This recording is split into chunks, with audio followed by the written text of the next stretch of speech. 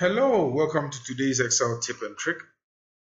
Today we're going to talk about custom lists. We all know that if you were to type Monday into a cell, click the cell and drag the bottom corner, you're going to have the days in preceding order.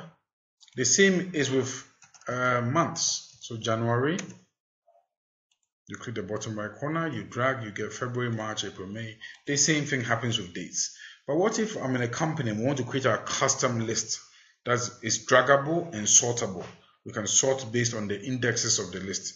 Example, in our company we work in different areas.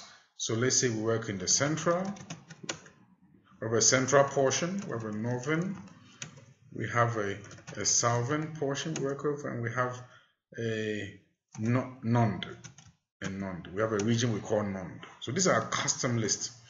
But if I were to type central anywhere and I clicked the bottom right corner box and I dragged, I'm still going to have the same central.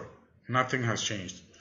So to achieve this effect on months and days and dates, we have to go into File, Options.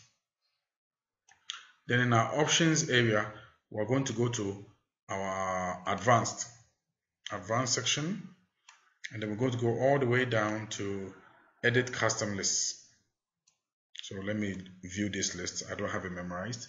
So in my list entry, before that, in the custom list, you already see that Sunday, Monday, and Tuesday are lists that have been put in the program already. January, February, March, the short form and the long form. So all we're going to do is we're going to create hours. So first we type central, enter, northern, in the order that we want it, sorted, southern, doesn't have to be in alphabetical order, and NOND. When we finish that, we can click add. We could have also clicked here and used this tool to select. So let's click add, and that central, northern, southern, NOND has been added to custom lists. So let's click OK. So let's say now we type central anywhere. Central anywhere. We click the bottom box and we click and drag.